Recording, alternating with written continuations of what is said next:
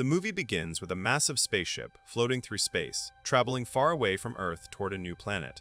The mission is to establish a human colony on that planet. All the passengers and crew members aboard the ship are in deep hibernation inside pods, while the ship continues its journey on autopilot. But suddenly, a meteor shower strikes the spaceship.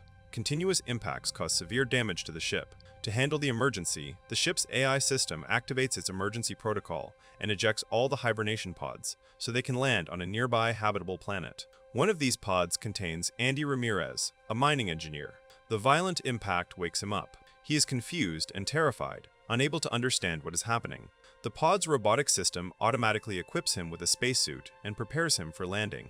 As Andy looks outside, he sees multiple pods like his falling toward an unknown planet. The speed of entry is so intense that some pods catch fire. Fortunately, Andy's pod survives, but it crashes violently into a mountain. After the impact, Andy loses consciousness. When he wakes up, he finds himself trapped inside the overturned pod. Everything outside is silent. No other pods are visible nearby. His AI suit, named Leonard, informs him that the pod is badly damaged and he must exit immediately. Andy tries to open the door, but it is jammed. After multiple failed attempts, he decides to break the glass. However, the glass is extremely strong. He checks his emergency kit, but it has limited tools, since he's only a mining engineer, not a soldier or specialist. Finally, he uses a fire extinguisher to shatter the glass, but as soon as he tries to escape, the pod shifts and flips again. During this, his suit gets torn, and oxygen starts leaking rapidly. Leonard warns him that his oxygen is depleting fast. Panicking, Andy uses a repair spray to temporarily seal the leak. With great difficulty, he manages to crawl out of the pod. The outside environment is strange and terrifying. The atmosphere is not breathable, and the land is barren and rocky as far as the eye can see. Suddenly, Andy notices their main spaceship in the sky, and moments later, it crashes onto the planet. Shocked, Andy asks Leonard where they are. Leonard replies that this is an unknown planet with no confirmed data available to humans. This only increases Andy's fear. Then, in the distance, he sees a faint light. With a small spark of hope, he decides to move toward it. On the way, he comes across wreckage from the ship and another crashed pod. Inside, he finds a dead passenger. Terrified, Andy tries to salvage an oxygen tank from the pod, but it's ruptured and completely empty. Disappointed, he continues toward the mysterious light. The journey becomes even harder due to storm-like conditions. Eventually, he reaches the source of the light. To his relief, he finds another survivor. She has set up a temporary communication system and is trying to send an SOS signal to Earth. But there's a problem. They are extremely far away. It will take around 8 months for their message to reach Earth, and even if a rescue mission is sent immediately, it would take 1.5 to 2 years to arrive. Andy is shocked. How will we survive that long? Without food? Without water? She responds firmly. They must survive, no matter what. The crashed ship might still have supplies, oxygen, and survival gear. They cannot give up. Andy is deeply shaken by this harsh reality. Meanwhile, as he tries to fix the lights on his suit, something suddenly moves behind him. Before he can react, an unseen force violently shakes a nearby pod. The lights begin flickering. Andy turns around, but through the darkness and dust, he can't see anything clearly. Just moments ago, everything was calm, and now, an eerie silence takes over. Panicking, Andy looks around. Thinking maybe the signal had glitched. He checks the connection again. At that moment, he realizes that the message intended for Earth is fully ready. Without wasting any time, he starts the transmission. The signal is sent deep into space, carrying nothing but hope. Just then, Leonard warns him that his oxygen levels are dropping and he will soon need more supply. Now Andy is running out of time. He remembers that the wreckage of the main spaceship might contain survival supplies. Despite the fear and anxiety, he knows he has no choice but to move forward. He grabs flares and a few tools and begins heading toward the crash site. On the way, he tries to contact other survivors, but every channel is silent. No response at all. Frustrated, he shouts into the emptiness, but his voice only echoes back at him across the lifeless planet. Then suddenly, he hears a faint voice through his communication system. A weak but living voice. "Hello, can anyone hear me?" Andy freezes. It's Naomi. Her voice is trembling. She tells him she needs help. Her leg is badly trapped in the wreckage of her pod, and she cannot get out. She is completely stuck inside, and the pain and fear are clearly audible in her voice. "Please, come help me. I can't get out alone." Andy goes silent for a moment. Fear, responsibility, and confusion all collide in his mind. Naomi transmits her location. But immediately, Leonard warns him. His oxygen level is critically low. Reaching her location with his current supply is extremely risky. Leonard suggests that Andy should first go to the main ship wreckage, where he can find additional oxygen and resources. With a heavy heart, Andy responds to Naomi, "I don't have enough oxygen. If I come to you right now, I might save you, but I won't survive." But Naomi refuses to give up. She quickly replies that her pod has an extra oxygen tank. If he reaches her, they both can survive. "Please, just try." After a few seconds of silence, Andy makes his decision. He starts moving toward her location. By now, darkness has completely taken over the planet. Cold winds howl around him as he walks. To keep their spirits up, Andy continues talking to Naomi while moving forward. But as he walks, an uneasy feeling creeps in, as if someone is watching him. He immediately asks Leonard to scan the surroundings. Leonard replies that he does not have advanced biological scanning capabilities. Naomi sarcastically comments that the company installed outdated AI just to save money. They cared more about budget than human lives. Andy tries to convince himself that it's just his imagination, but a few steps ahead, he notices small circular holes in the ground. Curious, he follows them until he suddenly reaches the edge of a large pit. Inside the pit are strange web-like structures, like the nest of a giant spider. A chill runs down Andy's spine. He slowly backs away and tells Naomi that there might be a spider-like alien creature here. Naomi immediately tells him not to keep moving. But now, strange sounds begin to echo. It feels like the ground beneath is filled with web-like tunnels spreading in every direction. Suddenly, something darts past him. Andy instantly turns off his suit lights and hides behind rocks. At the same time, Naomi speaks in a panicked voice. She can see something on her system. She has access to the trackers of their team members and says that their signals are moving toward Andy. They are very close, but there's a problem. They are not responding. Andy can't see anything. He asks Leonard to connect with those trackers. Once connected, Leonard confirms that the signals are within 100 meters. Then Naomi's tone suddenly changes, urgent and terrified. "Run, Andy, they're not alive." The meaning is clear. Those are not their teammates anymore. Something else is wearing their suits. Fear mixes with curiosity inside Andy. He pulls out his flare gun and fires it into the sky. A bright red light floods the area, and in that light, he finally sees it. A horrifying, massive alien creature. It has long, spider-like legs, and torn pieces of human suits are tangled within its web. Andy's breath stops. He realizes the truth. This creature has killed their team members and possibly consumed them. And in the very next moment, Andy turns and starts running for his life with everything he has. It feels like the creature is getting closer. The alien starts chasing Andy at lightning speed. While running, Andy suddenly slips and falls into a narrow crack in the ground. For a moment, he thinks he's safe. But the alien peers down from above and tries to attack him with its long legs. Somehow, Andy manages to escape and runs again, only to lose his footing and roll down a steep hill. He crashes onto a snow-covered slope. The snow saves his life, but the fall leaves him shaken. After a few moments, he realizes that, for now, he has escaped the creature.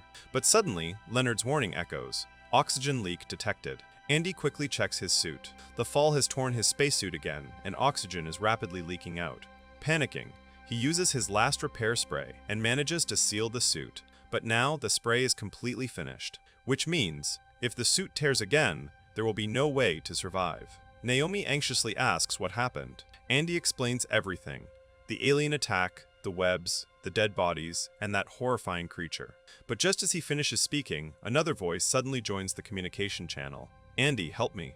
It's Dwayne." Andy freezes in shock because he had seen Dwayne die with his own eyes. Yet the voice is clear. Dwayne is calling for help, saying he's fighting the creature and needs immediate assistance. Naomi also confirms the signal. According to the tracker, Dwayne's location is not far from Andy. Andy hesitates. The fear inside him is still alive. "I'm not going back. I've seen what they can do." Naomi tries to convince him. If Dwayne is alive, he might have extra oxygen, which Andy desperately needs. That need for oxygen finally forces Andy to agree. However, his Jeep is damaged from the fall, so Naomi starts guiding him remotely using her system. Slowly, Andy moves toward the location. Suddenly, a flare lights up in the darkness. In the red glow, Dwayne appears, injured, but standing. Andy immediately runs toward him, but in the very next second, the massive alien creature lunges from behind and attacks Dwayne. Within moments, it tears him apart brutally. Andy freezes in terror and hides behind a crashed pod. He watches the horrifying scene unfold in front of him, but the danger isn't over. Another creature senses his presence and starts moving toward him. Andy's breathing becomes rapid. Just then, a nearby pod suddenly activates. Its lights begin blinking. The creature gets distracted and attacks the pod instead. This was Naomi's doing. She remotely activated the pod to give Andy a chance to escape. As a supervisor, she had system access. Andy quickly hides inside another pod. But then, things go wrong. While trying to activate another pod, Naomi accidentally turns on the one Andy is hiding in. Lights start blinking inside. Now the creatures begin moving directly toward that pod. Inside, there's also a dead body. In that dark, enclosed space, Andy's fear multiplies. He desperately tells Naomi to shut it down, but the system doesn't respond. At this point, Andy feels this is the end. As a last attempt, Naomi activates all the pods at once. Lights start flashing everywhere. The creatures get confused and split in different directions. Taking advantage of this moment, Andy runs with all his strength. But some creatures still notice him, and the chase begins again. While running, Andy suddenly enters a fog-covered area.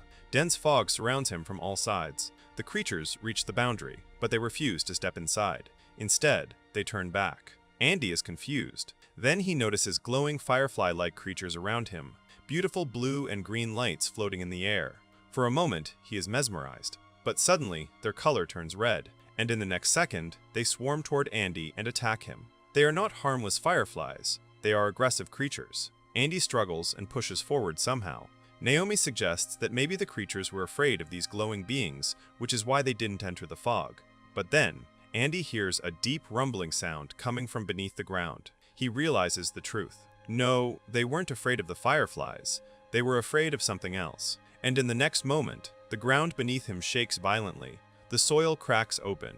A massive worm-like creature bursts out from below, opening its huge jaws. It grabs Andy from the waist. He can't move. Half of his body is already trapped inside its mouth. Naomi panics, watching helplessly from afar. Andy can't even understand what's happening.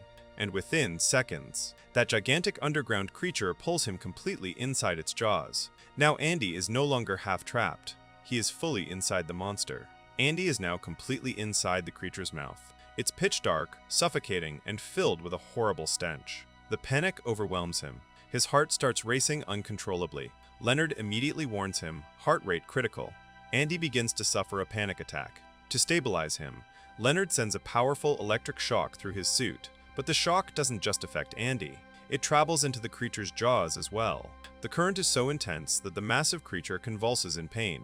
In the next instant, it violently spits Andy out. Andy crashes onto the ground, gasping for air. He can't believe he just escaped death. But the danger isn't over. He immediately runs and hides inside a nearby cave. Inside, he sees those glowing creatures again, the firefly-like beings emitting blue light. But as soon as they notice Andy, their color shifts to red.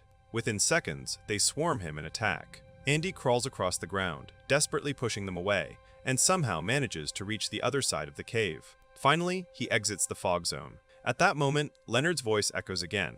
Oxygen level, 3%. At such a critically low level, reaching Naomi is nearly impossible. Leonard advises Andy to head toward the main ship wreckage instead. Even Naomi tells him to prioritize saving himself. But Andy refuses. He knows the creatures are actively attacking pods. If he delays, Naomi won't survive. Gathering every ounce of strength left, he runs toward her location. On the way, his oxygen completely runs out. Now he's moving only on the limited pressure support left in his suit. His breathing becomes unstable. His vision starts fading. But somehow, he makes it. Andy reaches Naomi's pod. Naomi immediately opens the door and hands him an extra oxygen tank. As soon as Andy connects it, air rushes back into his system. He takes a deep breath of relief. Now, it's time to free Naomi. Her leg is badly trapped under the wreckage. Andy tries with all his strength, but it doesn't move at all. Finally, he checks Naomi's emergency kit. Inside are professional-grade tools, equipment he was never given. Both of them feel a brief sense of relief, but then they notice something disturbing. Bloodstains on the floor. It looks like a body has been dragged away. Despite the fear, they follow the trail. Soon, they find human remains, body parts, and web-like structures. It becomes clear the danger is far from over. Suddenly, a creature appears. Both instantly switch off their lights and hide. The creature approaches, and then does something horrifying. It vomits out human bones and helmets from its stomach. One of the helmets belongs to Dwayne. Both Andy and Naomi tremble in fear. After a while, the creature leaves. They take this chance to quietly move back. But then, another creature arrives. It doesn't notice them immediately, so they try to retreat silently. But Andy accidentally makes a small noise. The creature spots them. They immediately run and enter a nearby airlock, locking the gate behind them. Outside, the creature starts smashing the door. Andy rushes to open the cargo bay door on the other side, but Naomi stops him. We're trapped. This door can't be opened from inside. The control is outside, right where the creature is. Now they truly have no escape. The creature almost breaks through the door. Both of them realize this might be the end. They sit down, waiting for death. In these final moments, Andy opens up. He reveals that his family died in a car accident, and he blames himself because he was the one driving. Naomi gently tells him to stop blaming himself. If I'm alive today, it's because of you. You're a good person. Overcome with emotion, they hug each other. They say their goodbyes. And then, something unexpected happens. Naomi notices Andy's suit. A small group of those glowing Firefly creatures is stuck to it, likely from when he escaped the cave. Just then, the creature breaks through the door and enters. Without wasting a second, Naomi grabs the Fireflies from Andy's suit and throws them onto the creature. The moment they touch it, the Fireflies turn red and begin attacking it aggressively. The creature writhes in pain, distracted. Seizing the opportunity, Andy and Naomi rush out. They quickly press the control button, and the cargo bay door opens. Both of them run toward the cargo bay as fast as they can, but suddenly, they stop. They can't go any further. They are standing at a height, and below them lies the cargo bay area. Behind them, the creature regains control and starts moving toward them again. Andy tries to close the gate to stop it from entering, but for some reason, the gate won't shut, and in the very next moment, Andy, Naomi, and the creature all fall down together into the cargo bay. Now the creature stands right in front of them. At that moment, Andy notices Naomi's dropped suit repair spray. He quickly grabs it and throws it directly at the creature's mouth. The spray is adhesive. It temporarily seals the creature's jaws shut. Taking advantage of this brief moment, both of them run again. But the creature soon breaks free and starts chasing them once more. While running, both of them stumble and fall. The situation is now extremely critical.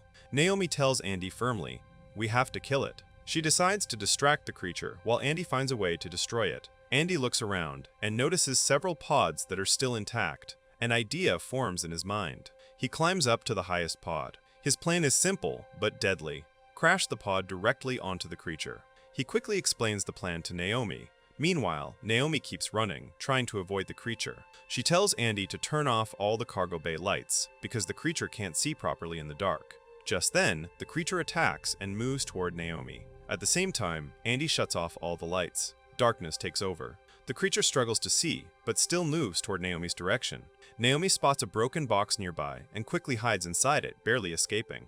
Meanwhile, Andy tries to start the pod, but it doesn't activate due to a power failure. He considers restarting the system, but Leonard informs him it would take 15 minutes. They don't have that kind of time. Then comes another solution. The pod can be powered directly using Andy's suit battery, but there's a catch. Andy will have to sit inside the pod while doing it, which means he might die in the crash. Without hesitation, Andy agrees. He sits inside the pod and connects his suit to its system. The pod is now ready for launch. Meanwhile, Naomi turns the lights back on to attract the creature toward her, so Andy can aim properly. At the perfect moment, Andy launches the pod. As it launches, memories of his family flash through his mind, the car accident in which he lost them. And then, the pod crashes directly into the creature at full speed. A massive explosion occurs. The creature is completely destroyed. Naomi is thrown back by the impact. After a few seconds, she gets up and runs toward the crash site. Andy is still inside the pod. She shakes him, but he doesn't respond. Naomi breaks down, tears streaming down her face. But then, slowly, Andy opens his eyes. He was only unconscious. Seeing him alive fills Naomi with relief and joy. Sometime later, both of them stand outside the wreckage. It's morning now. Andy tells her that he has already sent a message to Earth using Dwayne's machine. A rescue team will arrive, but it may take years. Until then, they must survive here. Both of them look at each other, exhausted but alive. And with that hopeful moment, the movie comes to an end. So guys, that was the complete story of this intense survival movie. If you enjoyed this explanation, make sure to hit the like button. Let's aim for 5,000 likes on this video. Also, share this video with your friends who love sci-fi and survival movies. And if you're new to the channel, don't forget to subscribe to Filmverse and turn on the bell icon so you never miss our next movie explanation. Now tell me in the comments, how was your experience watching this story? Did you find it scary? emotional, or mind-blowing? I'll see you in the next video with another amazing story. Till then, stay safe and keep watching Film Burst Pie.